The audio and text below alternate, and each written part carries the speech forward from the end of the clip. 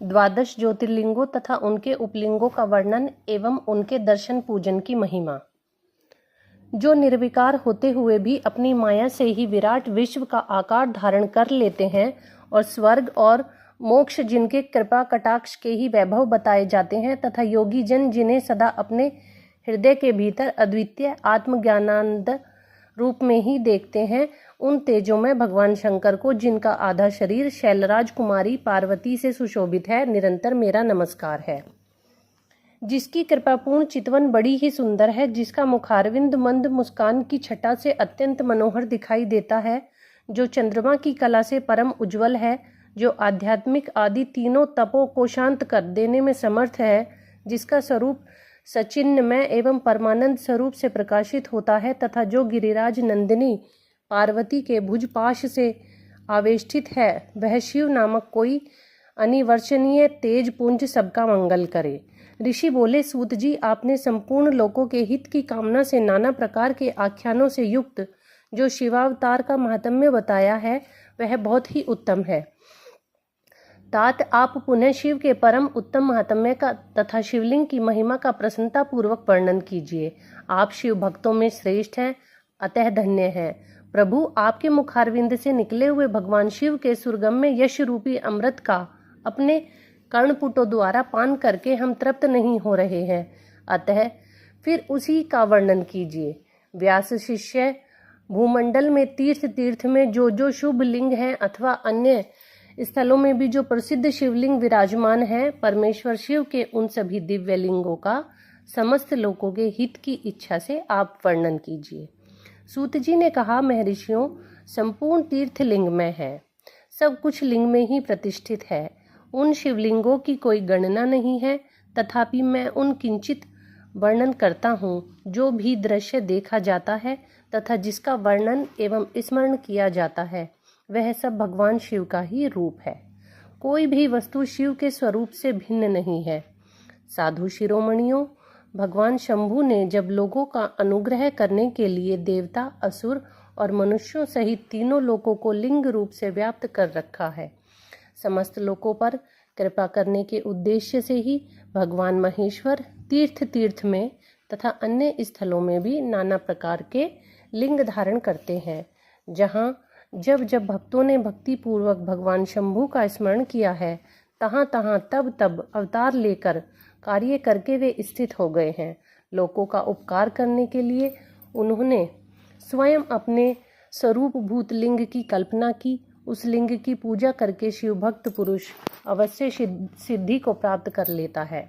ब्राह्मणों, भूमंडल में जो लिंग है उनकी गणना नहीं हो सकती, तथापि मैं प्रधान शिवलिंगों का परिचय देता हूँ। मुनिश्रेष्ठ शौनक, इस भूतल पर जो मुख्य ज्योतिर्लिंग हैं, आज मैं उनका वर्णन करता हूँ। उनका नाम सुनने मात्र से पाप दूर हो जाता है। सौराष्ट्र में सोमनाथ, श्रीशैल पर मल्लिकार्जुन, उज्जैनी में महाकाल, ओमकार तीर्थ में परमेश्वर, हिमालय के शिखर पर केदार, डाकनी में भीमशंकर, वाराणसी में विश्वनाथ, गोदावरी के तट पर त्र्यंबक, चितामणि भूमि में वैद्यनाथ, दारुका वन में गानेश, नागेश, सेतुबंध में रामेश्वर तथा शिवालय में घुष्मेश्वर का स्मरण करें। जो प्रतिदिन प्रातःकाल उठकर इन 12 नामों का पाठ करता है, वह सब पापों से मुक्त होकर संपूर्ण सिद्धियों का फल प्राप्त कर लेता है। मुनीश्वर, जिस प्रकार मनोरथ को पाने की इच्छा रखकर श्रेष्ठ मनुष्य इन 12 नामों का पाठ करेंगे, वे इस लोक और परलोक में उस मनोरथ को अवश्य प्राप्त करेंगे। जो शुद्ध अंतःकरण वाले पुरुष निष्काम भाव से इन नामों का पाठ करेंगे, उन्हें कभी भी माता के गर्भ में निवास नहीं करना पड़ेगा। इन सब के पूजन मात्र से ही यह लोक में समस्त वर्णों के लोगों के दुखों का नाश हो जाता है और परलोक में उन्हें अवश्य मोक्ष प्राप्त होता है। इन 12 ज्योतिर्लिंगों का नैवेद्य यत्न पूर्वक ग्रहण करना चाहिए। ऐसा करने वाले पुरुष के सारे पाप उसी क्षण जलकर भस्म हो जाते हैं। यह मैंने ज्योतिर्लिंगों के दर्शन और पूजन का फल बताया है। अब ज्योतिर्लिंगों के उपलिंग बताए जाते हैं। मुनीश्वरों, ध्यान देकर सुनो। सोमनाथ का जो उपलिंग है उसका नाम अंतकेश्वर है। वह उपलिंग मही नदी और समुद्र के संगम पर स्थित है। मल्लिकार्जुन से प्रकट उपलिंग रुद्रेश्वर के नाम से प्रसिद्ध है। वह भृगु कक्ष में स्थित है और उपासकों को सुख देने वाला है।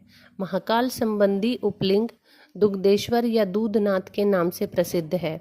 वह नर्मदा के तट पर है तथा समस्त पापों का निवारण करने वाला है। ओमकारेश्वर संबंधी उपलिंग कर्दमेश्वर के नाम से प्रसिद्ध है।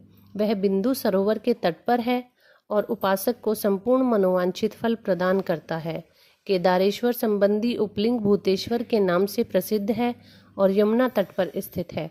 जो लोग उसका दर्शन और पूजन करते हैं उनके बड़े से बड़े पापों का निवारण करने वाला बताया गया है। भीमशंकर संबंधी उपलिंग भीमेश्वर के नाम से प्रसिद्ध है। वह भी सह पर्वत पर ही स्थित है और महान बल की वृद्धि करने वाला है। नागेश्वर संबंधी उपलिंग का नाम भी भूतेश्वर ही है। वह मल्लिका सरस्वती के तट पर स्थित है। दर्शन करने मात्र से सब पापों को हर लेता है। रामेश्वर से प्रकट हुए उपलिंग को गुप्तेश्वर और घुष्मेश्वर से प्रकट हुए उपलिंग को व्याघ्रेश्वर कहा गया है। ब्राह्मणों, इस प्रकार यहाँ मैंने ज्योतिर्लिंगों के उपलिंगों का परिचय दिया है। ये दर्शन मात्र से पापहारी संपूर्ण अभिष्ट के दाता होते हैं। मुनिवरों, ये मुख्यता को प्राप्त हुए प्रधान प्रधान शिवलिंग बताए गए हैं। अब अन्य प्रमुख शिवलिंगों का वर्णन सुनो।